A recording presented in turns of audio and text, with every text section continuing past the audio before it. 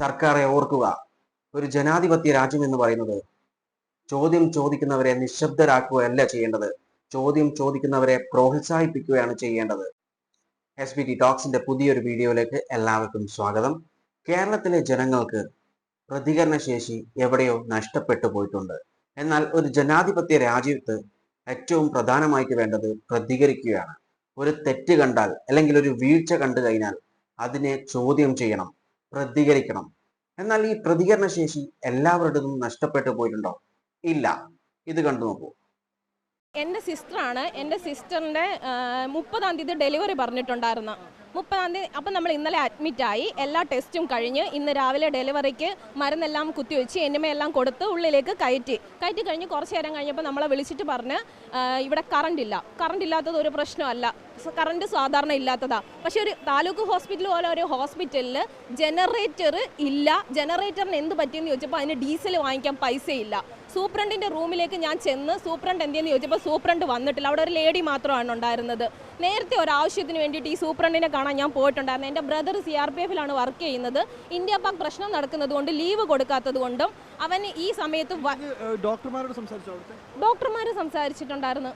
ഡോക്ടറെ കൊണ്ട് എന്ത് ചെയ്യാൻ പറ്റും? ഡോക്ടറിൻ്റെ സാലറിയിൽ നിന്ന് എടുത്ത് ആ ഡോക്ടറിനോടുള്ള വിശ്വാസം കൊണ്ടാണ് നമ്മൾ അവിടെ ആ ഹോസ്പിറ്റലിൽ പോയത്. അഞ്ചാലമൂടുള്ള ഞങ്ങൾക്ക് ഡിസ്ട്രിക്ട് ഹോസ്പിറ്റലാണ് എളുപ്പം വരാനായിട്ട്.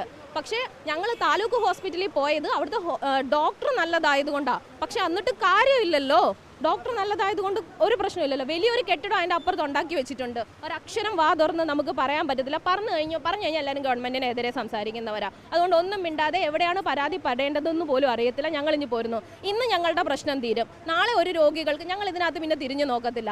നാളെ ഏതെങ്കിലും രോഗികൾക്കും ഇതേ അവസ്ഥ തന്നെയാണല്ലോ വരുന്നത്. നിസ്സഹായമായിട്ട് അവിടെ നിന്ന് ഇറങ്ങേണ്ടി വരുന്നത്. കുറേ കൊച്ചുങ്ങളും കുറേ ബാഗും എല്ലാം ആയിട്ട് അവിടെ നിന്ന് ഇറങ്ങി വരേണ്ട ഒരവസ്ഥയാണ് ഞങ്ങൾക്കിപ്പോൾ ഉണ്ടായിരുന്നത്. കുറച്ച് കടുപ്പമായിപ്പോയി. സങ്കടവും ദേഷ്യവും കൂടെ ഒരുമിച്ച് വരുന്ന ഒരവസ്ഥ. ഹോസ്പിറ്റലിനെതിരെ നമുക്ക് മാത്രമല്ല എന്തെങ്കിലും ചെയ്യാൻ പറ്റുന്നത്. അതിന് അവർക്ക് റൂളുണ്ട്. ഹോസ്പിറ്റലിൽ നിങ്ങൾ ബഹളം വെച്ച് കഴിഞ്ഞാൽ ഇന്നത് ചെയ്യാം. രോഗികൾ ഇവിടെ വന്നിട്ട് എന്ത് ചെയ്യുന്നു? ഡീസൽ വാങ്ങിക്കാൻ പൈസ ഇല്ല എന്നുള്ള ഒരൊറ്റ കാരണത്തിൻ്റെ പേരിൽ ഡീസലിന് ഞങ്ങൾ പൈസ പിരിവിട്ട് കൊടുക്കാമെന്ന് പറഞ്ഞു. അപ്പോഴ് അവർക്ക് പെട്ടെന്ന് കാര്യം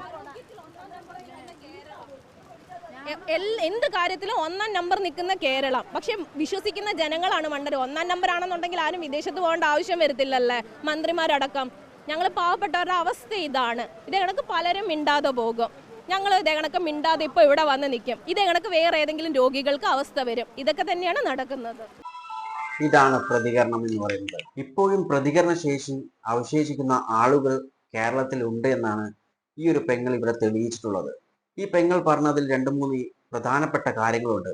ഒന്നാമത്തെ കാര്യം എന്ന് പറയുന്നത്, താലൂക്ക് ആശുപത്രി പോലത്തെ ഒരു ആശുപത്രിയിലെ ജനറേറ്റർ വർക്ക് ചെയ്യാൻ വേണ്ടിയിട്ടുള്ള ഡീസൽ വാങ്ങിക്കാനുള്ള പണം സർക്കാരിൻ്റെ അടുത്ത് ഇല്ല എന്നാണ് ആശുപത്രിയിലെ അധികൃതർ ഈ പെങ്ങളോട് പറഞ്ഞിട്ടുള്ളത് എന്നാണ് പറഞ്ഞിട്ടുള്ളത്.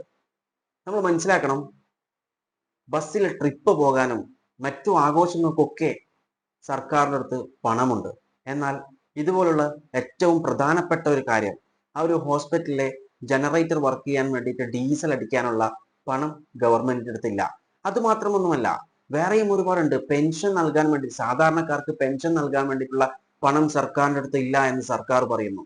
പല ക്ഷേമ പദ്ധതികളും നടപ്പിലാക്കാൻ ഫണ്ടില്ല എന്ന് പറയുന്നു സർക്കാർ. എന്നാൽ അതേ സർക്കാർ ഉദ്യോഗസ്ഥരുടെ ശമ്പളം അധികരിപ്പിച്ചു കൊടുക്കുന്നു. പ്രത്യേകിച്ചും ഏറ്റവും കൂടുതൽ ശമ്പളം വാങ്ങിക്കുന്ന പോസ്റ്റിലുള്ള ഉദ്യോഗസ്ഥരുടെ ശമ്പളമാണ് 40-50% ഉയർത്തി കൊടുക്കുന്നത്. എന്നാൽ ഇതേ സർക്കാരാണ് പറയുന്നത് ഇവിടെ ഡീസൽ അടിക്കാൻ, ഈ ഹോസ്പിറ്റലിൽ ഡീസൽ അടിക്കാൻ വേണ്ടി പണമില്ല എന്ന്. ആശാ വർക്കറുടെയും അവരുടെ സമരവും ഒക്കെ നമ്മൾ കണ്ടിരുന്നതാണ്. ഇനി ഈ പെങ്ങൾ പറഞ്ഞ രണ്ടാമത്തെ കാര്യം, പ്രതികരിച്ചാൽ അത് ഗവൺമെന്റിനെതിരെ പറയുന്നത് പോലെയാകും, രാജ്യദ്രോഹിയായി മുദ്ര കുത്തും, അങ്ങനെയുള്ള പല കാര്യങ്ങളും. അത് തന്നെയാണ് ഇവിടെ നടന്നുകൊണ്ടിരിക്കുന്നത്. സെൻട്രൽ ഗവൺമെന്റിനെ പറഞ്ഞു കഴിഞ്ഞാൽ ED വരും, അല്ലെങ്കിൽ NIA വരും. ഇനി സ്റ്റേറ്റ് ഗവൺമെന്റിനെ പറഞ്ഞാൽ കേരള പോലീസ് വരുമായിരിക്കും. ഇതാണ് ഇവിടെ നടന്നുകൊണ്ടിരിക്കുന്നത്. ഇതിന് ഏറ്റവും ആപ്റ്റ് ആയിട്ടുള്ള ഒരു ഡയലോഗ് പൃഥ്വിരാജ് ഒരു മൂവിയിൽ പറഞ്ഞിട്ടുണ്ടായിരുന്നു. ചോദ്യം ചെയ്യുന്നവരെ നിശബ്ദരാക്കുന്ന രാഷ്ട്രീയം.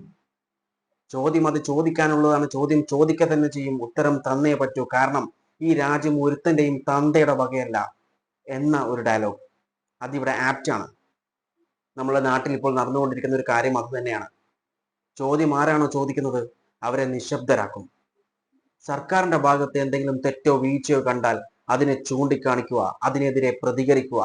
അതാണ് യഥാർത്ഥ ഒരു ജനാധിപത്യ രാജ്യത്ത് വേണ്ടത്.